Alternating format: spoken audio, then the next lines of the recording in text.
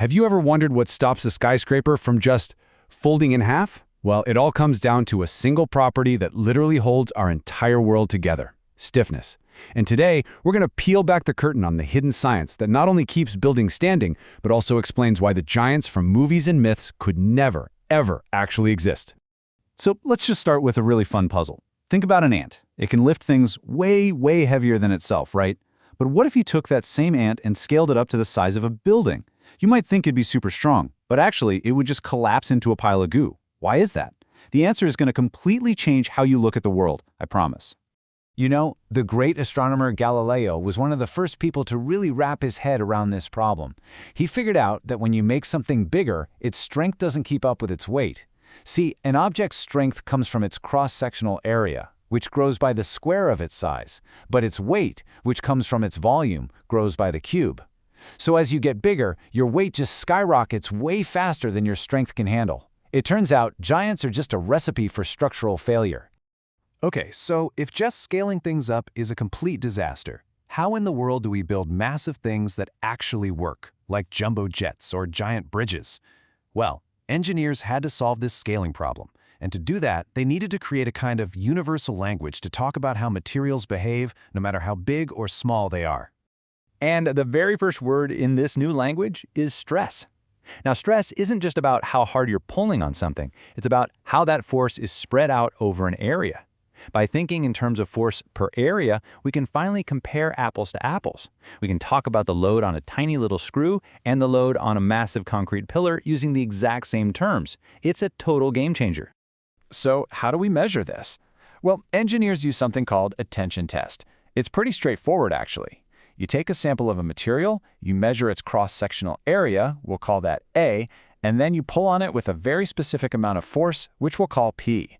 This super simple test is the foundation for pretty much everything we know about how materials hold up. And it all boils down to this incredibly simple but really powerful formula. Stress, that's the Greek letter sigma, is just the force you're applying divided by the area it's spread over.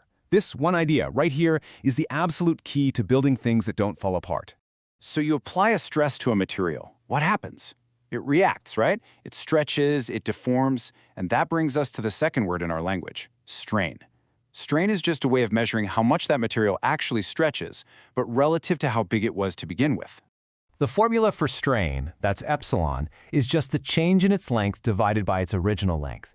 You can kind of think of it like a percentage. So if you have a 10-inch rod and you stretch it to 11 inches, the change is 1 inch. The strain is just 1 divided by 10, so 0.1. Simple as that. Okay, and this is super important because it's where a lot of people get mixed up. Stiffness and strength are not the same thing. Stiffness is all about how much something resists bending or stretching.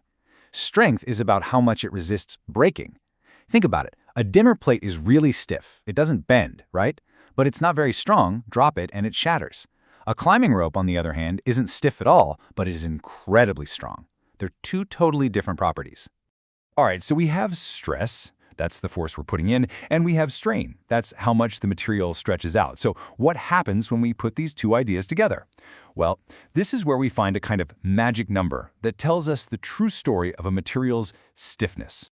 Way back in the 1600s, a scientist named Robert Hooke had a huge breakthrough. He discovered that for most materials, if you make a graph and plot the stress you're applying on one axis and the strain you're getting on the other, you get a perfect straight line. The relationship is totally linear. And the slope of that line, well, that turned out to be the magic number everyone was looking for. That number is called Young's modulus, and we usually write it as a capital E. This is basically the material's stiffness fingerprint. If you have a high Young's modulus, it means you need a ton of stress just to get a tiny bit of strain. In other words, it's a very, very stiff material. And it all fits into this beautifully simple equation. Stress equals E times strain. And the differences here are just wild. Look at steel. It's way up there at about 210 gigapascals. It resists stretching like you wouldn't believe. Then you have aluminum, which is way less stiff, maybe about a third of steel. And then polymers, plastics. They're way, way down at the bottom. This one number, E, tells you so much about how something is going to behave in the real world. But that just leads to another question, doesn't it? Where does this number, this Young's modulus, actually come from? Why is steel so much stiffer than plastic?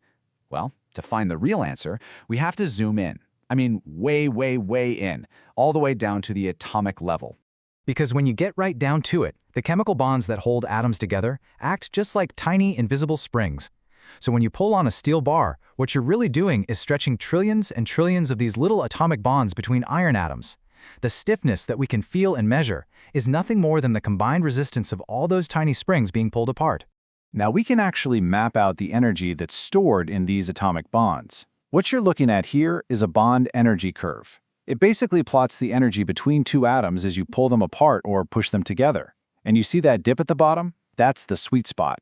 It's the lowest energy state, the distance where the atoms are most comfortable and prefer to be. And here it is. This is the whole secret. The steepness of that curve, right at the bottom of the dip, is the material's stiffness. A really steep, narrow curve means it takes a huge amount of energy to pull those atoms apart. That's a super stiff material, like steel. A shallow, wide curve means the atoms are easier to move around. That's a much less stiff material, like plastic or lead. What's just so cool is that this one little curve explains so much about the world we can actually see. The steepness, as we said, gives you the stiffness, but the depth of that energy well, that tells you the material's melting point, how much energy it takes to break the bonds completely. And the fact that the curve isn't perfectly symmetrical, that's the reason materials expand when you heat them up. It all comes back to this one fundamental atomic picture. So the next time you see a massive bridge spanning a river, or you stand on a diving board and feel it flex, just remember what's really happening.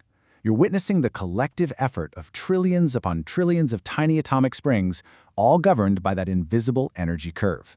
So now that you know that stiffness is literally born from the bonds between atoms, how does that change the way you see the world?